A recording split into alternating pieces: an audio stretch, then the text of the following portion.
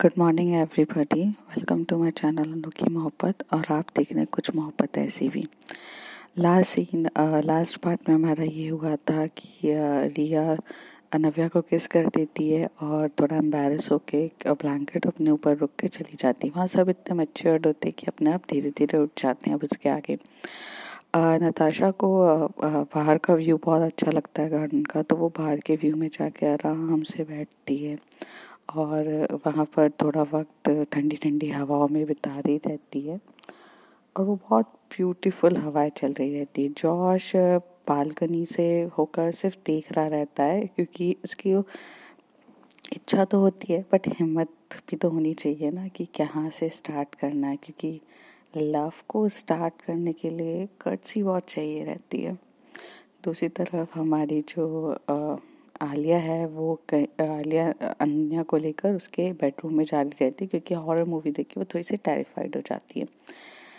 यहाँ पर नव्या पे आते तो नव्या ब्लैंकेट हटाती है और रिया को बोलती है अब क्यों शर्मा रही हो, करते टाइम तो बड़ी गट्सी थी। तो वो कहती है बात गट्सी की नहीं थी, जेलसी थी। आप ऐसे ही करोगे, ऐसे उस किसी की क्लोज होगे तो मुझे अच्छा लगेगा क्या? तो नव्या हंसने लगती है और बोलती है मैं किसी की क्लोज नहीं हो रही थी, मैं क्या करूँ, लोग मेरे क्लोज होते हैं। हाँ हाँ, आप तो बहुत बड़ी प्रिंसेस है ना कि सबके सब आप पे मरते हैं। हाँ, इस बात पे आप जेलस हो रहे हो? कहते नहीं, इस बात पे तो मुझे नाज है कि मेरी गर्लफ्रेंड इतनी हॉट है कि सब मरे। बट फिलहाल आप इतना भी ऐसे मत करिए कि मैं ही आपको मार दूं अपनी हॉटनेस से। तो नव्या कहती ओह, तो ठीक है, करके दिखाओ कैसे मारोगी। तो वो बोलती अरे आप आजकल आप थोड़ी ज़्यादा बेशर्म नहीं हो गए हो? मतलब मैं तो ऐसी ही थी, बट आजकल आप मेरे साथ ऐसे बोल के करते क्या हो? आप इस तरीके की फ्लर्टिंग करने लग गए हो। तो नव्या कहती है क्यों, किसी और के साथ करनी क्या? ठीक है रुको, मैं नताशा के पास जाती हूँ करने के लिए। नहीं नहीं नहीं नहीं नहीं नहीं, यहीं रुको रुको रुको प्लीज़, कहीं नहीं जाना। तो और दूसरी तरफ हमारा जॉश नताशा को देख रहा रहता है। वो बहुत सुंदर लग रही रहती है, काफ़ी प्रिटी लग रही रहती है। नताशा का फिक्र भी कम नहीं रहता है। शी हैज़ अ वेरी जहाँ हमारी जॉश की हाइट 6.2 फीट ऊंची 6.2 फीट रहती है, वहाँ पर हमारी नताशा की भी हाइट 6 फीट रहती है and they look like a perfect couple. और उन लोगों की और हाइट के हिसाब से उसका फिगर तो बहुत अच्छा रहता है। जॉश भी देख रहा रहता है, वहाँ पर वो आराम से बैठ के एक चेयर में बैठती है और सॉन्ग सुन रही रहती है, गुनगुना रही रहती है। सडनली से बारिश स्टार्ट हो जाती है, क्योंकि बिन मौसम बरसात तो हो ही जाता है और मौसम जैसे ही होने लगता है तो हमारा जो जॉश है वो भागते भागते जाता है और अपना ब्लेजर उसके ऊपर करता है और बोलता है कि देखो ठंडी है, तुम्हें ठंड लग जाएगी। पहले भी तुम्हें ठंड लग जाती थी, तुम्हें पता है ना, फिर तुम 2 दिन तक बेडरूम से उठ नहीं पाती हो, फीवर आ जाएगा। तो नताशा उसी तरफ देख के बोलती है जब सब कुछ पता था तो छोड़ा क्यों?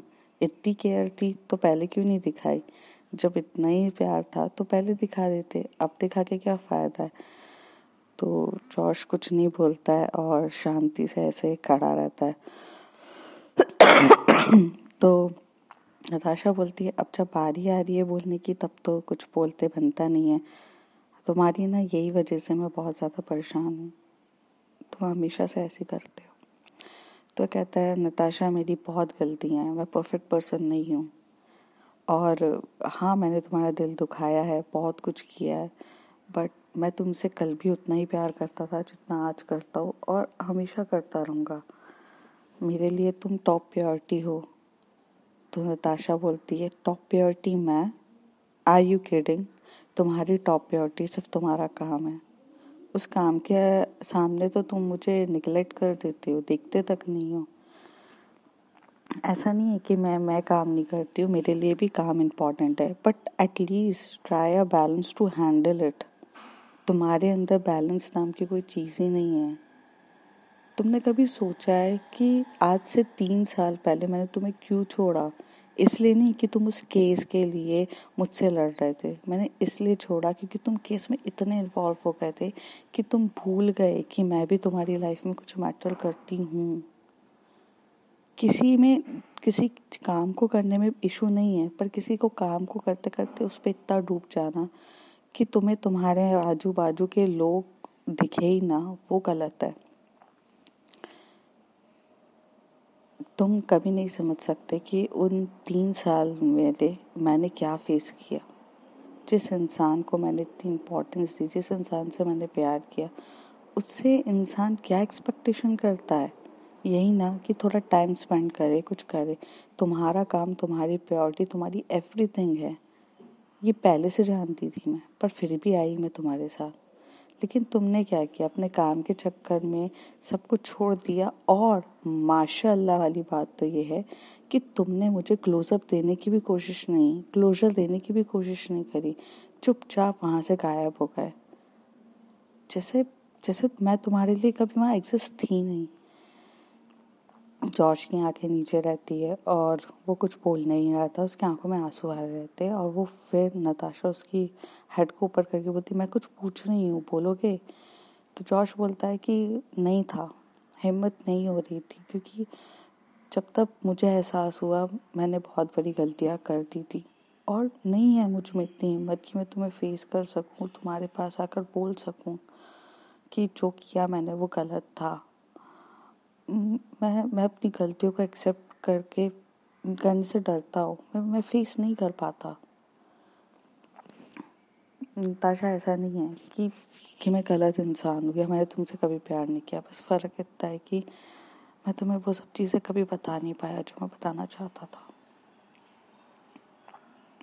बस अब कैसे करना है, क्या करना है, मुझे नहीं पता। तो अब आप देखो।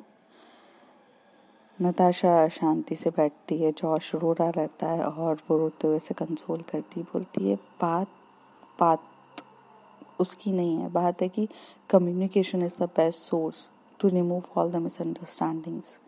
आई hope you can understand that. 3 साल में एक बार आके बात करना चाहिए था। मैं भी तो इंतज़ार ही कर रही थी ना। मैं तुम्हारे पास आई थी बात करने, बट तुम रौनक के साथ इतने बिजी थे कि मुझे एक निगलेक्ट करके रौनक के साथ चले गए। मैं यहाँ पर भी आज तुम्हारे लिए नहीं आई हूँ जॉश, ये गलत फहमी में मत रहना। रौनक मेरा भाई की तरह था।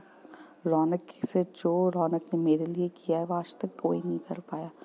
उसके लिए तो मैं अपनी जान तक दे दूँ, इसलिए मैं आई हूँ। मैं भी तो रौनक से उतना ही प्यार करता था ना, इसलिए तो मैं रौनक के चला गया। प्यार करना बात अलग नहीं होती, पर तुमने मेरे साथ जो किया उसे भूल नहीं सकती मैं। और यहाँ पर दोनों के बीच में ऐसी मिसअंडरस्टैंडिंग्स को क्लियर करने के लिए फाइट हो ही रही रहती है।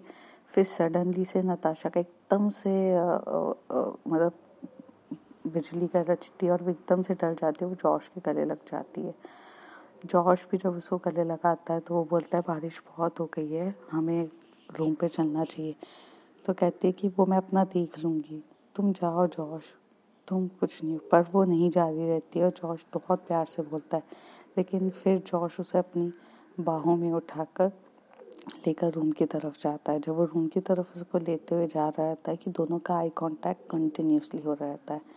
फीलिंग्स तो दोनों के ही मन में थी, ख़त्म तो इतनी आसानी से होती नहीं है। जहाँ लोग अपना गुस्सा जाहिर कर रहे रहते हैं वहाँ अपना प्यार भी बताते ही हैं।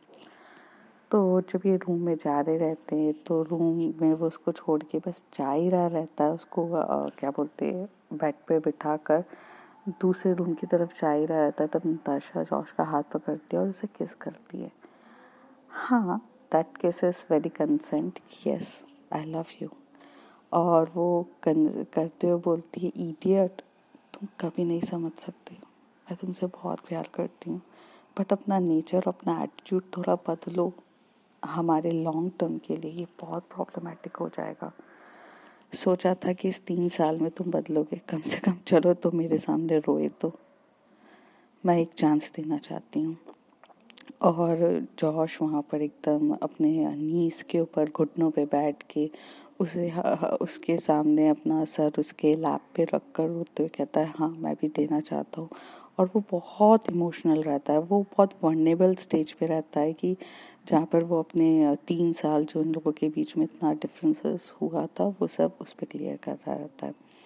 दूसरी तरफ हमारी अनन्या जो एक मूवी देखने के बाद टाइफाइड हो जाती है और वो टाइफाइड मूवी के साथ उसने बहुत ज़्यादा ड्रिंक्स करी रहती है और उसे ड्रिंक्स का बड़ा शौक रहता है। तो वोडका के शॉट्स तो अच्छे, मतलब वोडका तो उसने बहुत अच्छे से लगाए हुए रहते हैं और उसकी वजह से उसका हैंगओवर भी बहुत ज़्यादा हाई रहता है। आलिया ने भी ड्रिंक करी रहती है बट वो होश में रहती है कि वो कहाँ पर है, क्या कर रही है, और वो आराम से अनन्या को लिटाकर उसके ऊपर ब्लैंकेट रख के जा ही रही रहती है। बट वहाँ से अनन्या उसका हाथ पकड़ के बोलती यहीं रुक जाओ ना, जाने की क्या ज़रूरत है, बेड तो इतना बड़ा, यहीं सो जाओ। तो कहती है नहीं नहीं मैं अपने रूम पे जाती हूँ, तुम आराम से सो जाओ। और वैसे भी तो वो बोलती नहीं नहीं मत जाओ और उसको टाइट हग करके वहाँ पर बैठी रहती है और धीरे धीरे वो उसे क्लोज आ रही रहती है। आलिया को थोड़ा अनकंफर्टेबल लगता है क्योंकि उसे पता नहीं रहता है कि अनन्या के दिमाग में चल क्या रहा है, कभी जॉश, कभी मुझे करीब लाना वगैरह। एक्चुअल में ना यहाँ पर अनन्या बहुत कंफ्यूज रहती है। अनन्या थोड़ी सी इमेज कॉन्शियस रहती है तो उसे ऐसा लगता है कि उसका बॉयफ्रेंड होना चाहिए, अंदर से उसे गर्लफ्रेंड चाहिए रहती है। कंफ्यूज तो वो इतनी रहती है कि उसे खुद को नहीं पता वो क्या चाहिए। जॉश के साथ रह के वो अपनी इमेजिन ऐसे करती कि यहाँ पे जाऊँगी, ये करूँगी, मतलब फिल्मी वर्ल्ड में रहती है। और अनन्या के साथ वो एक्चुअल में आलिया के साथ अनन्या वो रहती है जो एक्चुअल में अनन्या है, स्वीट इनोसेंट, एकदम फ्री बर्ड की तरह कि उसकी बाहों में आराम से सोना, हर एक चीज़ उसको बहुत अच्छे से लग रही रहती है। और दूसरी तरफ हमारी जो नव्या रहती है वो बहुत क्यूट तरीके से रिया को संभाल रही रहती है और इन लोगों के मूवमेंट्स, आंखों आंखों कांटेक्ट में इन लोगों के लिप किस स्टार्ट हो जाती है। पहले तो फर्स्ट किस मतलब फर्स्ट लिप पे, अपर लिप पे किस होता है, फिर लोअर लिप पे, फिर किसेस डीपर डीपर डीपर। और अभी तक तो नव्या का हाथ कई हद तक मतलब लगभग सही होने पे आ ही गया था। तो वो जो बेल्ट होता है, नव्या वो बेल्ट निकाल देती है और फिर इनका फुल जोश में चल रहा रहता है। दिस टाइम नव्या वाइल्ड होती है क्योंकि बहुत टाइम से उसने भी कंट्रोल करके रखा रहता है क्योंकि ये सब चीज़ों की वजह से उसको तो इतना प्यारे प्यारे मोमेंट मिले ही नहीं। तो नव्या एकदम रिया के ऊपर रहती है और उसे बोलती है कि आज तुम्हें कोई बचा पाएगा मुझसे। तो रिया शर्मा जाती है और कुछ नहीं बोलती है और लाइट्स ऑफ की जाती है और फिर लोगों के मोमेंट स्टार्ट हो जाते। पहले तो हमारे लिप्स पे, फिर नेक पे, फिर more than neck, I mean हमारे नीचे नीचे ये लोग बढ़ रहे रहते हैं। फिर नीचे नीचे बढ़ते हुए नेवल से और नीचे लोअर पार्ट, मिड पार्ट, सब बहुत रोमांटिक वे में इन लोगों का तो स्टार्ट हो चुका रहता है। वहाँ पे रिया की भी हालत इतनी ख़राब हो रही रहती है कि वो कभी नव्या की बैक को बहुत टाइटली पकड़ रही रहती है और अपने जो नेल्स रहते हैं उससे उसमें निशान छोड़े जा रही रहती है, या कभी वहाँ से हटा के वो उसके बेडशीट को पकड़ रही रहती है। यहाँ पे तो रिया की बहुत हालत ख़राब हो रही रहती है। और दूसरी तरफ नव्या तो इस बार उसका ये रूप देखने लायक होता है क्योंकि वो हमेशा से रिमूव मतलब रिया उसके क्लॉथ्स रिमूव कर रही रहती, बट यहाँ पे नव्या मतलब बहुत जोश में और बहुत वाइल्ड होती है तो वो खुद ही अपने ड्रेस रिमूव करके स्टार्ट हो जाते हैं। वो खुद ही अपनी टी शर्ट्स रिमूव करती है और बहुत वाइल्ड तरीके से उन लोगों का मेकआउट हो रहा रहता है। दूसरी तरफ हमारा जो जॉश रहता है वो भी मतलब इन लोगों का लव कन्फेशन होने के बाद दोनों मतलब बारिश में भीग गए रहते तो ड्रेस चेंज कर रहे रहते। जब ड्रेस चेंज कर रहे रहते तो इनके बीच में भी कंट्रोल तो होता नहीं है और किसेस वगैरह होके इनका भी हो जाता है। ये लोग जिस तरीके से रोमांस करते हैं वो तो माशाल्लाह रहता है, क्योंकि पूरे के पूरे रूम पर इधर उधर घूमते घूमते, कभी विंडोज से टच होकर, कभी विंडोज पे खड़े होकर, कभी काउच पे बैठ के, कभी बेड पे लेट के, इनके रोमांस डीपर डीपर हो रहा रहता है। वो नाइट बहुत रोमांटिक थी, सब रोमांस में लगे हुए थे, ऐसा कोई नहीं था जो रोमांस करना नहीं चाह रहा था, और सब बहुत प्यार से मोमेंट थे। नताशा बहुत कोऑपरेटिव थी, बहुत जॉश बहुत प्यार से नताशा को अपनी गोदी में लेके, कभी टेबल पे बिठाकर, कभी वहाँ पर उसे डीपली किस कर रहा था, मोर देन किस कर रहा था, लोअर अपर सब जगह जगह। ड्रेसेस कहाँ गिरे थे पता नहीं, बट मोमेंट बहुत ज़्यादा हॉट था उस दिन उस रूम में। दूसरी तरफ हम आलिया पे आते तो आलिया बहुत कंफ्यूज रहती है। वो सोचती है कहाँ फंस गई हूँ, अच्छी खासी मेरी लाइफ चल रही थी, अपने काम पर फोकस पे करो, ये प्यार ने तो मुझे क्या कर दिया। और आलिया जैसी देखती है कि अनन्या सो गई है, वो उठ के निकल ही रही रहती है, तभी अनन्या उसका हाथ खींचती है और बोलती प्रॉब्लम क्या है तुम्हारी, जब बोल रही हूँ यहाँ स्टे करो तो स्टे क्यों नहीं करती हो। तो कहती है प्रॉब्लम नहीं है मेरी, तुम्हें नींद आ रही है ना, तुम सो जाओ ना, तुम मेरे पीछे क्यों पड़ गई हो, मुझे अनकंफर्टेबल लग रहा है, मुझे जाना। तो कहती है अनकंफर्टेबल क्यों लग रहा है तुम्हें। तो कहती है मुझे अनकंफर्टेबल इसलिए लग रहा, नहीं तुम, नहीं कुछ नहीं लग रहा है, तुम रहने दो, मुझे जाने दो। कहती क्यों लग रहा है बताओगी। तो कहती नहीं बताना ना मुझे, तुम बस सो जाओ और मुझे जाने दो, मुझे मेरे रूम पे काम है। तो कहती काम तो हर दिन करती रहती हो, आज तो रुक जाओ। तो कहती है कि रुकने की वजह भी क्या है, तुम जाने दो मुझे। और वो जैसी जारी रहती है तो अनन्या उसके ऊपर आ जाती है और बोलती है अब मैं तुम्हें ऐसे हक करके सोऊंगी, तुम उठ के तो दिखाओ ज़रा यहाँ से। हाँ अब मैं अभी तो साइड में थी ना, अब मैं तुम्हारे ऊपर चढ़ के सोऊंगी। तो कहती है क्या बचपना है अनन्या, तुम नहीं समझ रही हो, तुम जाने दो, इससे पहले कि कुछ गलत हो जाए। तो वो कहते हैं कि क्या गलत होगा, आप मुझे मारोगे। तो कहती है नहीं मैं आपको कहीं मार सकती हूँ, बट आप समझ नहीं रहे हो, जाने दो आप मुझे। ऐसे बोल के वो बहुत ज़्यादा पीछे पड़ी रहती है, अनन्या उसके ऊपर चढ़ी रहती है। इन दोनों की क्यूट क्यूट फाइट में लोअर के लिप किस हो जाती है, क्योंकि अनन्या चढ़ रही रहती है, अनन्या चढ़ रही रहती है, आलिया उठने की कोशिश कर रही रहती है, उनकी लिप किस हो जाती है। जैसी लिप किस होती है दोनों एक दूसरे को देख के और थोड़ा दूर होते हैं, बट इमोशंस तो दोनों के इतने ज़्यादा स्ट्रॉन्ग रहते हैं उस समय कि इन लोगों की किस एक दूसरे को मतलब इजाज़त लिए, कंसर्न लिए बिना दोनों डीपली स्टार्ट करने लगते। आलिया फटाक से अनन्या को किस कर देती है और वो किस उसका डीपर डीपर किस हो ही रहा रहता है। और यहाँ पे अनन्या भी आलिया को बहुत किस कर रही रहती है। अब ये नहीं पता कि वो अल्कोहल के नशे में कर रही रहती है या जेन्युइनली उसे किस करना है, बट किस तो यहाँ पर भी हो जाती है। धीरे धीरे आलिया अनन्या के ऊपर चढ़ रही रहती है और किस कर रही रहती है, ड्रेस रिमूव कर रही रहती है। और वो थोड़ा ही ड्रेस रिमूव करती है, फिर उसे होश आता है और बोलती है ओ शिट मैं क्या कर रही हूँ, मुझे अपने आप को कंट्रोल करना पड़ेगा, ये तो बच्ची है, इसको कुछ समझ नहीं आता। और वो वहाँ से उठ के जा ही रही रहती है, बट अनन्या उसकी गोदी में बैठ जाती है और बोलती है अब क्या प्रॉब्लम है, अब तो करो जो स्टार्ट किया है। तो वो कहती है नहीं मुझे काम है कुछ, आप रह दो। कहती नहीं, और अनन्या तो इस बार उसको उसके ऊपर चढ़ी रहती है, उसको छोड़ी नहीं रहती है। वो दोनों बेड पे बैठे रहते हैं, बट अनन्या बेड पे ही बैठ के उसके लैप्स पे बैठी रहती है। और वो बोलती है, और फिर वो आलिया के हाथ को टाई करती है, बेड से पुश करती है और वो स्टार्ट होती है।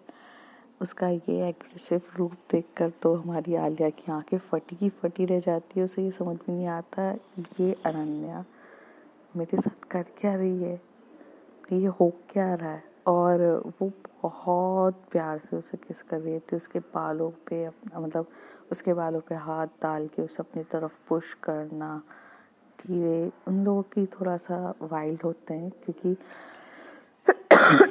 उस नाइट तो सभी वाइल्ड ही थे और बहुत ज़्यादा डीपली किस हो रहा रहता है और किस बहुत हो गया रहता है।